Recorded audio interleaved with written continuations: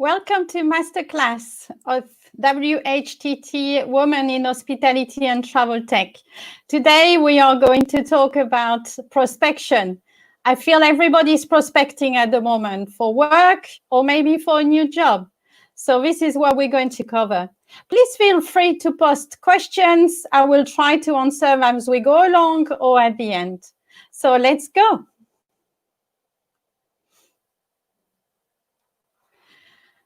So I'm Benedicte, and I represent a company I created Certain Logic. Certain Logic, we support hospitality and tech with sales strategy. So my prospecting journey started with hospitality, then distribution, technology, and now I'm actually prospecting for my own company. So what you're going to find out in the next 30 minutes, first of all, I'm going to share my prospection process. We'll look at top 3 things that you should really be doing right now if you're not already, and you can start straight away. And also some top qualities, which I think are even more crucial at the moment with prospecting. So what my prospection cycle looks like. Well, I really split it into 2 phases. First of all, let's get ready, and then let's plan. So let's get ready. It's all the work that you are going to be doing before you even start planning your prospection. So we can actually cover 2 things, how to look for a job and how to look for business. So it all starts with a product. So the product is as well the references. Then we're going to look at the environment that I feel is really important to create in order to prospect successfully. We'll be looking at the key messages that you're going to need depending on the persona that you're pursuing, who you're pursuing, and the channel that you are going to use to communicate with your prospect. So let's get ready and go into more details on each of them. First of all, the product. So again, I'm going to look at the product as being yourself, if you are currently looking for a job, or the product that you're actually selling. So if you are an individual who is looking for a job and also promoting a product, I think LinkedIn is where you need to start with. And this may be really strange because I know some people are spending a lot of time on their LinkedIn profile only when they're actually looking for a job. And I think this is actually wrong. Every salesperson or everyone involved with prospecting should have a LinkedIn profile which is optimized and ready. If you're looking for a role, then it needs to be about the role and your experience and the recommendation that your colleagues or your clients or whoever have given you. This needs to be really tidy and ready. But if you're actually selling a product, I really believe that you are actually the people you are going to contact are more interested by yourself than by the product. So it's really important that your LinkedIn profile reflects your experience, but also what are you actually specializing. So LinkedIn profile is where I would start. As I said, if you're looking for a job or if you're promoting a product. Obviously, if you are looking for a job, the CV is your product and needs to be optimized with the keywords and so on. Then once this is done, I would move to training. So training, if you are going to sell a product, that's where you need to spend time on. And it's really also key, I think, to spend time with users. So a few weeks ago, I was approached to actually start selling a product. And I had a conversation with a company, I had a demo, and I just felt that was not enough. So I actually asked to speak with a client. And by spending the time with a client, it was really, really helpful because I understood for this person what the product was doing. And this was really, really helpful for me to start preparing the messaging. If you are currently maybe a sales development representative in a company, then ask your account manager or your marketing, please put me in touch with users, or you can maybe read some of the case studies as well. Once you're comfortable with a product, then it's really about profiling your ideal client. So if you're looking for a job, then I would really say, especially in the current circumstances, is really to list the companies that you're interested by and in order to target them. If you are selling a product, then it's really profiling who is your ideal client. So if you're selling, for example, as I am, to the hospitality, then what size of companies are you looking for? Who are within the company you're going to contact? It could be 1 or it could be 5 people, but really understand what are their roles, because if you understand their roles, then you're going to understand what are their pains, and that's really important. So this for me is all about spending time even before you start prospecting, getting yourself ready. Then I think what's really certainly important for me is to create the right condition. Prospecting is actually pretty hard. It is simple. The process is simple, but it's actually really hard work. And I think it's really important to create the right environment to be successful. So personally, I like to block time in the calendar every day. And I know a lot of people are doing this, and this helps tremendously. And it's actually blocking it, putting a block in your calendar, which is maybe always the same, but it needs to be there. So it's really the key time you dedicate to your prospection. I think what's really important as well is to prepare a list. So I'm currently selling 2 products. I've got 2 different lists of my prospects and my messaging and my clients and my contact. And this is really important to have this ready, because when I start my prospection, I like actually to block time. So I block the prospection time, but within the prospection time, I block sub-blocks. And for me, what works really well is 30 minutes. So during these 30 minutes, I just get on with it. And because I prepare my list, I don't need to do research. I just call or communicate with the people that I have actually put on my list for this 30 minutes block. And I find myself much more efficient by doing that. I also noticed that when I stay on the same channel, it's helping me as well. So if I decide this 30 minutes, I'm going to dedicate it to phone only, I'm going faster and I'm getting more out of it. But I would be really interested to hear.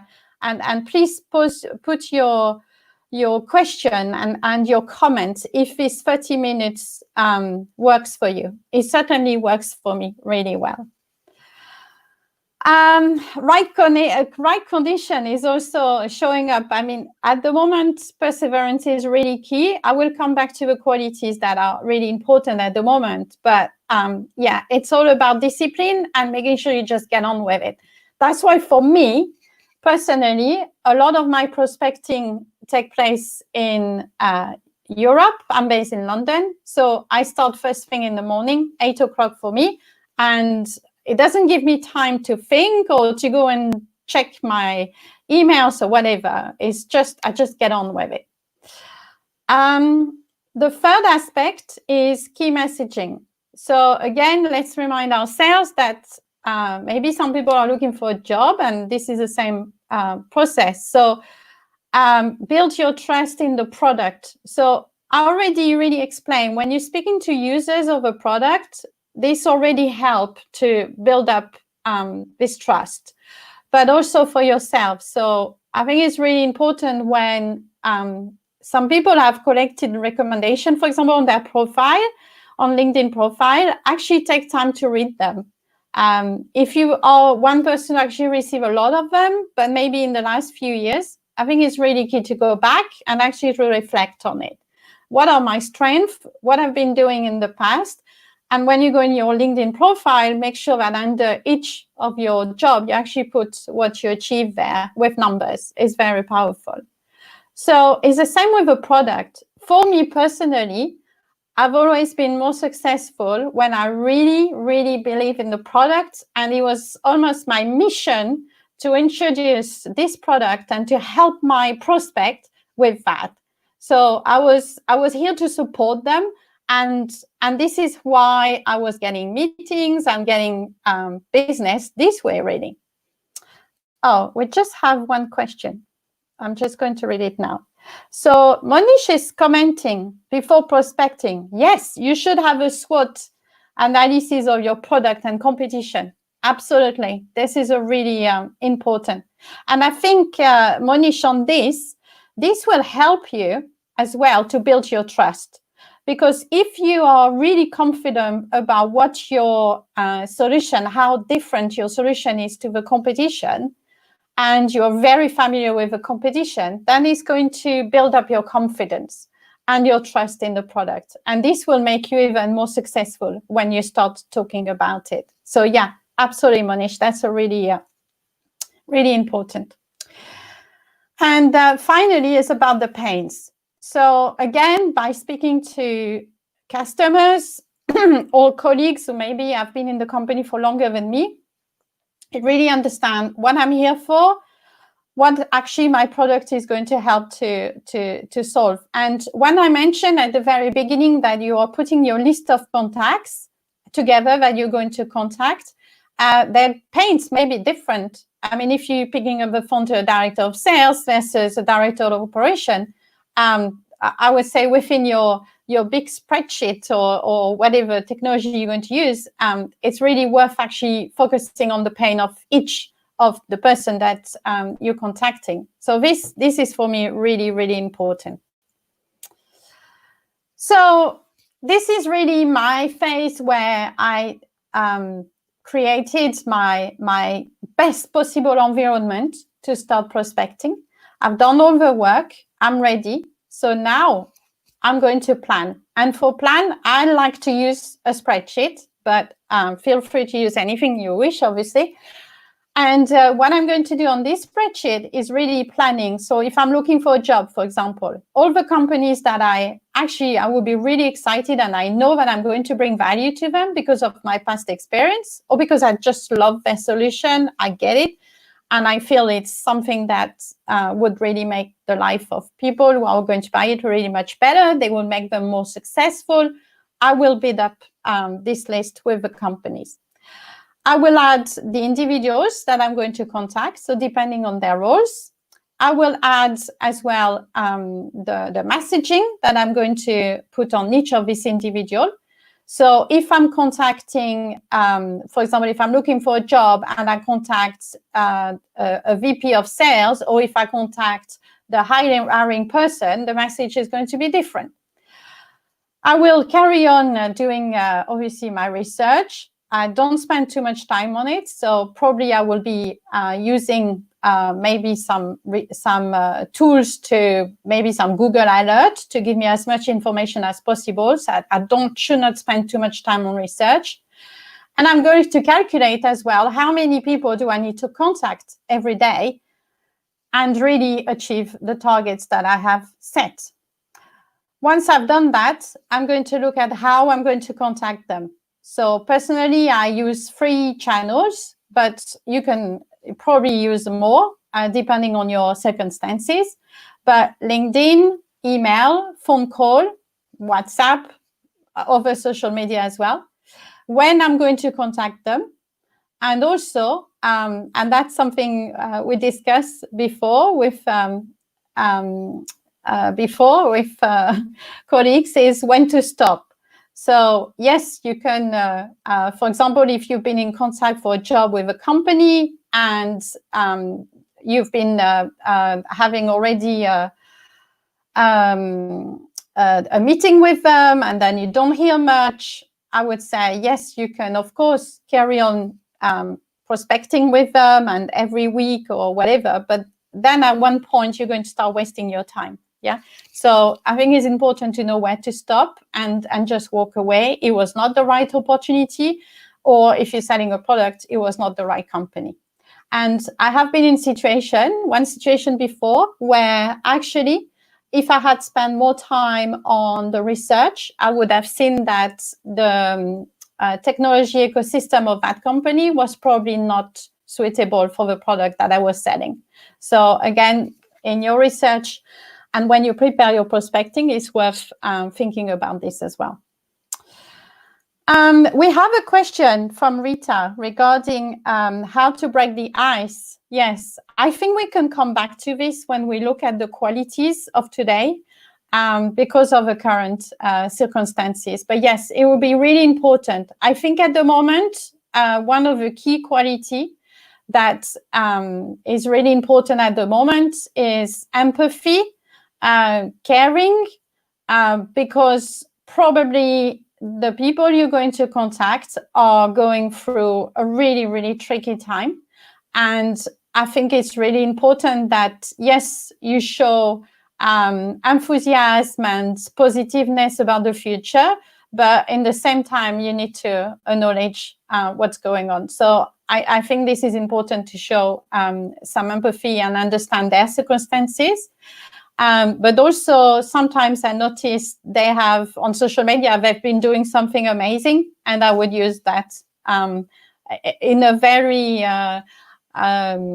true way and authentic, that actually what they did really really interests me, and I was very inspired for what they've done. So I think I have answered all the questions so far, but please carry on. So now, 3 things to do. So we've been talking about the planning. We've been talking about how to get ready to prospect. Okay, if I was actually attending this, or you are going to listen to this later on, 3 things I will be doing straight away. First of all, I will go to my calendar, if it's not the case, and block time and just do it. I mean, it should be done already, but if not, just do it. Secondly, I would optimize my LinkedIn profile. So, and as I said, even if you are not looking for a role, you're actually selling a product or a solution, your LinkedIn profile needs to reflect your personality, your experience, and why should a prospect talk to you? What do you have to offer them? And finally, I would create a plan straight away if you don't have one. It's really, really key. So once you've done these 3 things, the way forward, so I put the job here, but I think what's really important is to develop these qualities. So some of them, we've always heard about them: listening, influencing, curiosity. These are really important. But I think at the moment, you need to develop tons, absolutely tons of other things. First thing is generosity. So we talked about it briefly when we had the question from Rita regarding breaking the ice. I think this is really important to show. So empathy, understand what's going on in the world of your prospect. They may have posted some things, but if not, really just by asking a few questions or sharing what you're going through. Generosity, I think, is really the time at the moment to, I can't remember, I'm sorry, I can't remember who said that, but to fill the account with good things, yeah? So generosity, you may be giving some of your time to do voluntary thing, you may be sharing some white paper that your company has created to promote how your solution is helping in these circumstances. It can be so many things, or maybe just like a post that your prospect has done. Or it could be maybe offering them to put them in touch with someone else from your network. So I currently have someone in my network who is putting me in touch with some of this network. And this is great. And I'm doing the same for other people. And I think at this time, this is what we need. And discipline, because, well, all of us, we're going through the challenging time, and it's important to still get up in the morning and have this discipline of prospecting every day. Perseverance, because we're not selling in the same way, and deals may take a little bit longer to close, but we need to keep going and show up. And courage. I think prospecting takes courage, and showing some caring as well. So I think that's what I would say at the moment. So we have another question. So yeah, a really good question from Christina. What do you think is the most important when you create your plan? So I would say keep it super simple. It needs to be a plan you can keep updated really easily. I would put the companies, I would put the contact within these companies, the key messaging, and how you're going to contact them and when. And don't go crazy with the amount. Yeah, let's not. Let's put the amount of companies you actually need to contact. Let's do a little bit of calculation on how many would convert into a meeting, how many would convert into a piece of business, and how long should we plan? I would start having probably my monthly plan, and then highlight maybe the ones you're going to focus on every week, and then maybe every day. So the day before, just recheck which one you're going to call the next day. I would not go above. You may, I mean, it depends on your circumstances and where you are in the company. You may have a yearly plan, but at the moment, I will keep it pretty short and updated all the time. Do you think that people's inability to listen to others inhibits their ability to sell? Oh, yeah, absolutely. I mean, I didn't spend time on listening because for me, this is just a given. You should, I mean, as a seller, you should, this is a really bad example because I keep talking at the moment, but but you should really be spending most of the time listening to your customer. This is basic. And at the moment, because we're doing it via phone, or we're doing it on a webinar, or we're doing it on the not face to face. So this is even more difficult, but it's a given. Listening is crucial. I don't think you can be a good person without listening. So I hope I answer the question. Okay, something else I think is important to do is to develop in these circumstances with prospection, and this includes looking for a job, is collaboration. I really feel this time things are so different that you need to make the best use of your network. So if you've been collecting a lot of maybe connection with LinkedIn or whatever, it's really time to review who you actually need to talk to and just do it. People have actually, less and less time now. I think 3 months ago they had even more time, but it's crucial to reach out. So reach out to the people you know, reach out to the people you don't know and you should be knowing, and just pick up the phone. Same with if you are selling a solution where you have a lot of partners, or you have partners, you don't have to have a lot, but it's time to review and making sure that you have all this relationship in place. They know what you are actually proposing. They know how their clients could be using your solution, and be super clear. And then the other bit, of course, work with other departments. But I'm sure we have all started a long time ago. But this is key, because other departments are going to support you with maybe marketing to really provide you with the best possible materials you need. Your customer success team are actually in contact with the customers nonstop, trying to really make sure they make the best use of a solution. So it's perfect time to interact with them. So collaboration, in my view, at the moment is really crucial in your prospection. And then the last really important bit, I would say, is test. Yeah. So the reason I put Canva on there was, for example, I said one of the first things to do is your LinkedIn profile. So try your, I mean, everybody, and Christina was on the call, is going to laugh because I said the same thing last time, but if you don't have a banner on your LinkedIn, sorry, but this is non-negotiable. This needs to be done. So again, test, go on Canva and just try different banners, see what happens, ask people what they think about it, and then change. It's about as well your messaging. Maybe your messaging is not really working. So let's see, maybe try 2 different messaging and then see what happens and adapt it. That's really key. So we looked at the top qualities, we look at collaboration, and we look at testing.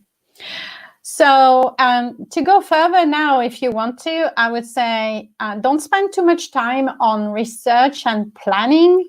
I think what's most difficult, maybe for some of us, is just to start. So practice. You can practice maybe with colleagues. I've done it before in some of the companies I used to work with. But yeah, practice, try, just jump, see what happens. Nothing, I mean, it can't really go wrong. I think people are really available at the moment. And if they're not, if you are coming up with your messaging that you really worked on and you can help them, they will listen. They will be actually really happy that you called. Most of the people could actually say thank you for calling them, which I think is a good thing. I would say there are so many. I don't pretend to be an expert. I try to share my experience, bad and good, but and my mistakes. But follow experts on LinkedIn. There are tons of people who are super. This is what they do all day long, and they're so happy to share their experience. So I put Mark Hunter on there, Josh Brown, but there's many, many more. Actually, if you start following these two, you will see that they are linked up with so many more. Read. So again, I'm not saying spending too much time on reading and all of that, but I think it's really important. I put a really good book that I really enjoyed. That was really helpful for me. As you may have heard me before, I'm a very keen promoter of mentoring. I think it's really important. So get yourself a mentor. Call someone you feel is really good at selling and you feel you could learn from them. I've never had anyone turning me down for asking for help. So give it a try. And what I offer you today is a book, a 30-minute session with Certain Logic, so with my company. And I will be delighted to review your plan and have a chat about it. And if this helps you to become more accountable about your plan and about your discipline, I will be delighted to do it. People have done it for me, and this has worked. So I'm more than happy to help you. And if you wish to carry on exchanging on this subject, which is not going away for quite a long time, so it's going to get even more, let's connect and let's exchange best practice. Now, there is a question from Peter. How do you get the attention of people who now are having a huge amount of issue to resolve? Yes, and get their attention. It's very complex in the actual circumstances. Yeah, absolutely. It's a really good question, Peter.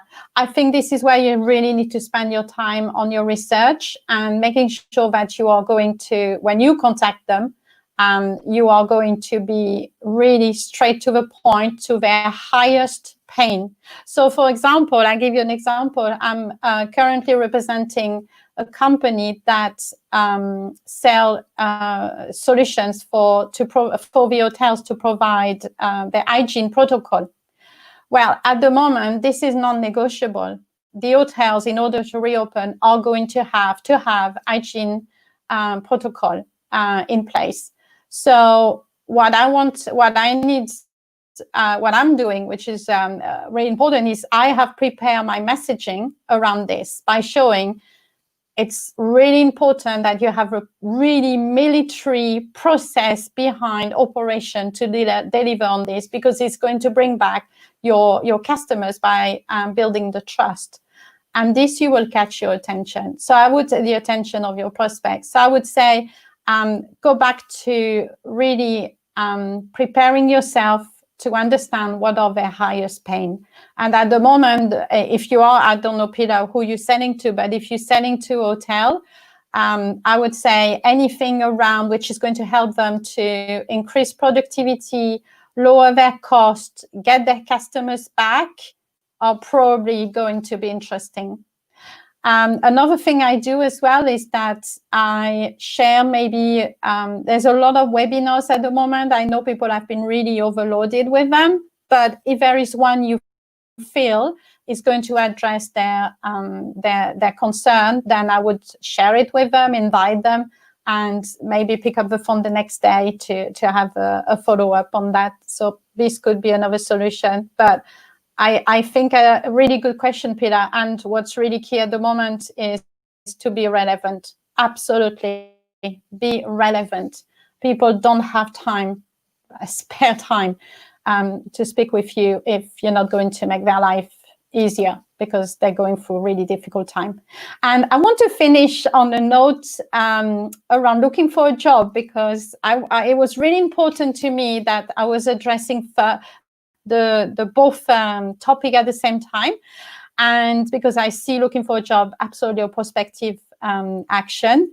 But you have a service to offer, you have an experience to offer. And I would be, when and really, Peter, to answer your question, how do I catch the attention of maybe a recruiter, is be super relevant again. And really, that's why the LinkedIn profile is key, and your CV and everything. But show what you've done in the past and the results that you have achieved in the past. And I would really show that you could actually walk in the job and start really quickly, because I think the companies are going through another challenging time with onboarding. So if you can showcase that you could get in the job and start delivering, this is going to catch the attention. Oh, we have another question. So this must be from Bérangère. Hello, who would you target when prospecting? The decision maker or the person that would benefit the most, or both? I would say both. This is actually why when I talked about the plan, I said it's I would actually put a few people. And because you can actually target with a different pain. So it's making your solution, if you can actually help on different pain, it's making your solution even more important to them. So I've got two different ways of doing it. Either I start from the top. So I message the really top person, and then really trying to get this person to introduce me to someone who is going to take on the project. This has worked in the past, and it's going quite fast, because what I do after is I keep the more senior person updated, so you can see that I'm really working for them, and I'm trying to find solution and helping them along the way. So this is a good way. So start by the top, but making my way down. Or if I'm not familiar, or I don't know the person on the top, or he doesn't respond, or she doesn't respond, then I will go and target 2 or 3 people, and again adapt my message to each of them depending on their role and the pain that they're experiencing. So I hope this answers the question. Okay, I think we are now running out of, we have answered all the question. So I would say this is going to be the end of this masterclass. I hope you found this helpful. And all I would say is not good luck, because I hate when people say good luck to me, is good success with your prospecting for new business. And if you are looking for a new job, for your job search. But it's been absolutely a pleasure. And thank you, Women in Hospitality and Travel Tech, for inviting me to talk about this really important subject. Thank you, and happy prospecting. Bye-bye.